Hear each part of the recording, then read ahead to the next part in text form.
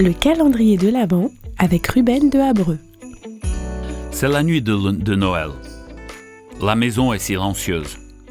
Même le crépitement du feu s'est éteint. Des braises émettent une certaine lueur dans le salon obscurci.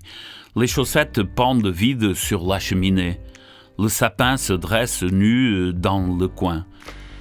Cartes de Noël, guirlandes et souvenirs rappellent que ce jour-là, c'est Noël. C'est la nuit de Noël, quelle journée cela a été.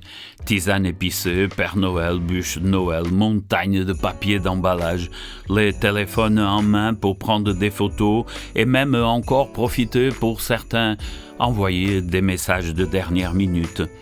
Ouais, pour les plus experts, certains films pour des souvenirs.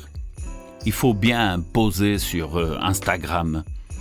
C'est la nuit de Noël. Les cadeaux sont désormais des possessions. Le papier d'emballage est mis dans des sacs et ajouté à la décharge, avec le soin du triage, bien évidemment. La vaisselle est lavée et les restes attendent la créativité de la tradition de transformation du jour suivant pour les restes de la nourriture. C'est la nuit de Noël.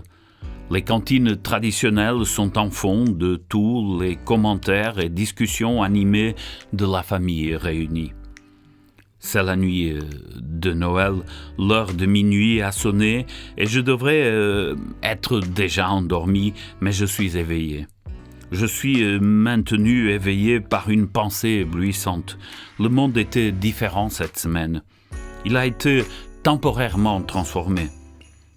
Nous avons oublié notre obsession de gagner, de séduire, de combattre. Notre regard a même pu se poser sur le sans-abri que nous avons croisé dans le métro. Le partage d'une pièce d'empathie quand durant les autres jours de l'année, il reste invisible. C'est la saison d'être joyeux parce que plus qu'à tout autre moment, nous pensons à lui. Puisqu'à toute autre saison, son nom est sur nos lèvres. Oui, je pose. Je pose un instant pour une petite question. Quel est le résultat? Pendant quelques heures précieuses, nous pointons vers l'enfant Jésus. Pendant quelques heures précieuses, il est vu, Christ le Seigneur. Ceux qui passent l'année sans le voir le voient soudainement. Des personnes qui avaient l'habitude d'utiliser son nom plutôt en vain font une pause pour utiliser des louanges et des cantines. Tout à coup, il est partout et en tout lieu.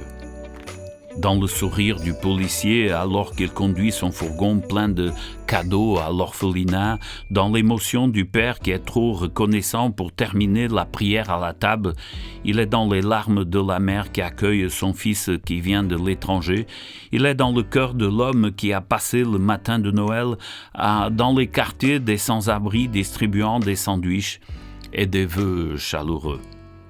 Emmanuel, il est avec nous. Dieu s'est approché. Oui, c'est la nuit de Noël. Dans quelques heures, le nettoyage commencera. Les lumières seront descendues, les arbres seront jetés. Bientôt, la vie reviendra normale. La générosité de décembre deviendra les paiements de janvier et la magie commencera à s'estomper. Mais pour un instant seulement, un hiatus de temps, la magie est toujours dans l'air. Je veux prier pour que ceux qui l'ont vu aujourd'hui le cherchent chaque jour de l'année prochaine. Et je ne peux m'empêcher de m'attarder sur une pensée naïve, peut-être fantaisiste. S'il peut faire tant avec des prières aussi timides, offertes faiblement en décembre, que pourrait-il faire de plus si nous pensions à lui tous les jours de l'année de manière engagée?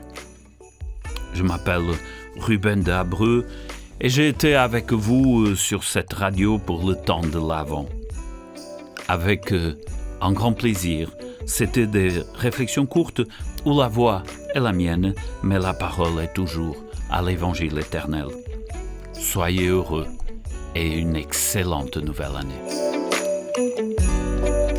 C'était le calendrier de l'Avent avec Ruben de Habreux.